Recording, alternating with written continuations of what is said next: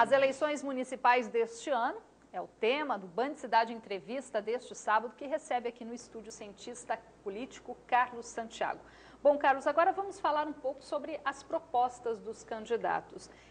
Cada candidato aí elabora as suas propostas, que começam a ser apresentadas a partir de agora. Alguns apresentam propostas muito previsíveis, porém a gente percebe aqueles candidatos que fazem algumas propostas um pouco diferentes, um pouco fora, que não são muito convencionais.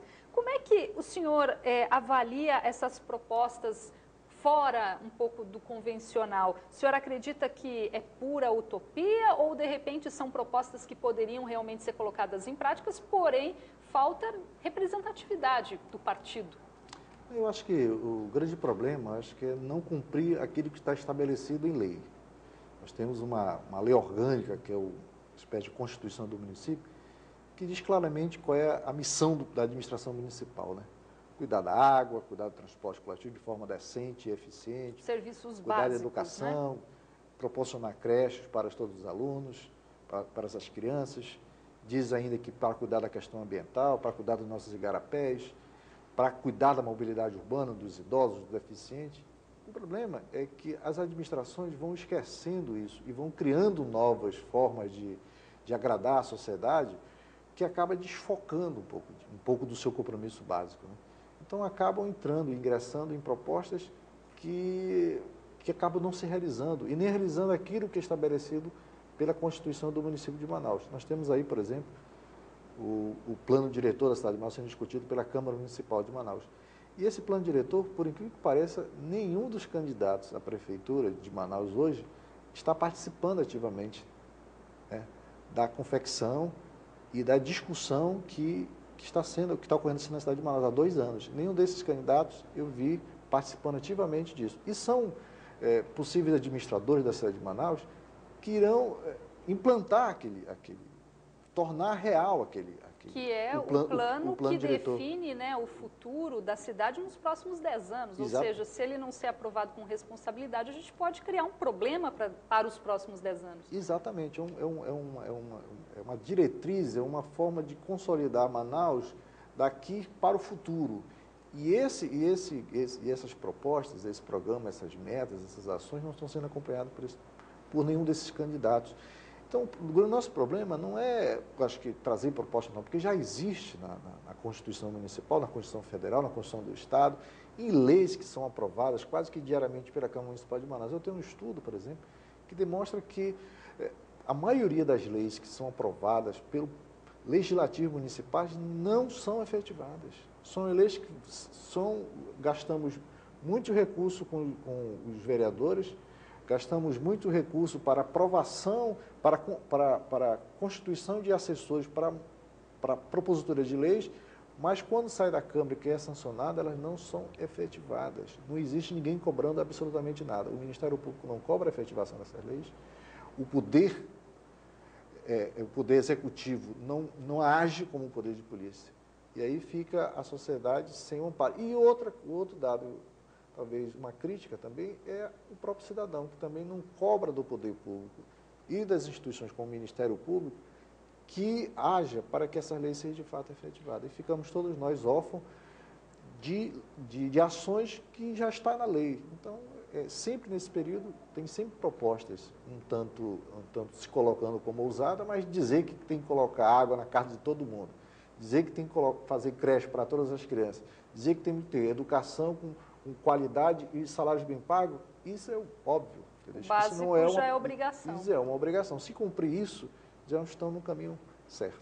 E a gente fala muito sobre dos candidatos à prefeitura, mas a gente não pode esquecer também dos candidatos a vereadores. O senhor falou da questão das leis aprovadas. Muitos vereadores, o próprio eleitor, eu acho que poderia ter essa iniciativa de repente, depois de eleger o seu vereador, conferir quantas propostas, né, quantos projetos ele elaborou, quantos foram aprovados. E a maioria dos eleitores não faz isso. E a questão do plano diretor que está lá na Câmara, eles têm prazo até novembro, né, para aprovar o plano diretor em pleno período eleitoral. Será que realmente é um plano que vai ser aprovado com responsabilidade ou vai estar todo mundo agora mais preocupado com a sua reeleição, né? O que está acontecendo na Câmara Municipal de Manaus é um esvaziamento nesse período por conta de que a maioria dos vereadores são candidatos à reeleição. E isso esvazia o plenário, a discussão do dia a dia e principalmente uma coisa tão importante que é o plano diretor. E também ele não pode ser usado também como um instrumento de propaganda política. Né? Chegar nesse momento, olha, nós temos o plano diretor aqui, vou colocar debaixo do meu braço e vou começar a chamar as pessoas que politicamente me interessam para discutir o plano. Na verdade, o plano é um plano para a cidade de Manaus. A sociedade, os empresários de forma geral, o cidadão comum, as autoridades deveriam discutir de forma sensata, porque disso depende o futuro da nossa cidade. É o plano diretor que vai estabelecer as futuras construções, é o plano diretor que vai estabelecer as áreas, os parques da cidade de Manaus. A cidade de Manaus, por exemplo, é uma cidade com 1.800.000 habitantes, mas temos apenas 4 parques. Uma cidade que está no centro da floresta. É uma cidade recente pesquisa também indicou que só perde para Belém, né, em termos de arborização. Arborização. E não temos calçada. Também tem uma pesquisa que se coloca em uma cidade que tem poucas calçadas. Ou seja, não existe cidadania, não existe acesso às pessoas. E mais, nós somos uma cidade com 1.800.000 habitantes, com 20 avenidas. Quer dizer, a avenida aqui, André Araújo, ou a avenida Torquato Tapajós, são entre as 20, quer dizer, uma cidade que precisa de construção, de grandes metas para o futuro. E essa construção de grandes metas para o futuro está no plano diretor. E se isso não for trabalhado com responsabilidade técnica, entendeu?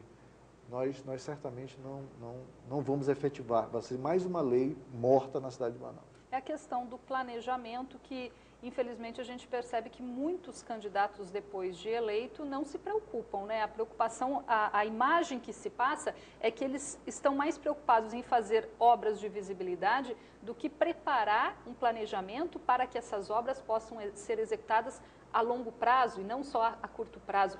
Parece que não existe aquele comprometimento da continuidade para os próximos governos. Parece que não existe um comprometimento. Eu acho que tem um comprometimento a longo prazo. Me parece que cada administrador, cada gestor que passou nesses últimos anos na cidade de Manaus tentou fazer de tudo para realizar algo em 4 anos. E, na verdade, um plano diretor, um planejamento para uma cidade como Manaus, que nos anos 60 tinha 300.000 habitantes, hoje tem 1.800.000, requer um planejamento, como aconteceu em Curitiba e em outras cidades brasileiras, requer um planejamento que passe de geração e parte de gestão e gestão, de administração e administração. E isso acho que é um pacto que a sociedade tem que fazer. Se os políticos não querem, mas que pelo menos a classe empresarial, o movimento social, os moradores da cidade de Manaus, os empresários, quer dizer, os segmentos, as instituições como a Justiça, como o Ministério Público, deveriam cobrar esse pacto para que tenhamos uma cidade planejada para os nossos filhos e os nossos netos. Eu acho que isso que é importante. Rapidamente, para a gente concluir, Carlos, devemos ter um segundo turno, a exemplo do que vem acontecendo historicamente. O senhor acredita que o empenho do candidato que vai para o segundo turno, ele muda quando ele passa pelo primeiro turno? Eu acho que todo candidato de hoje, se você analisar até o candidato mais humilde que disputa as eleições hoje, ele tem uma convicção de que vai ganhar a eleição. Tanto é, se não for isso, ele não disputa as eleições. E quando ele consegue galgar o segundo turno, essas candidaturas, pode ser a mais humilde de hoje, que pode crescer e amanhã ir para o segundo turno, certamente a motivação é maior. E certamente não só a motivação é maior dele, mas também a motivação da sociedade. Eu acho que existe um maior debate, o embate, um plebiscito, na verdade, no segundo turno. Uma eleição plebiscitária no segundo turno. E esse eu acho que motiva a sociedade a se engajar ainda mais com esse processo. Coisa que hoje está um tanto distante. Tá certo, então. Carlos Santiago, cientista político, muito obrigada pela sua presença aqui no Band Cidade Entrevista. Uma boa noite para o senhor. Boa noite.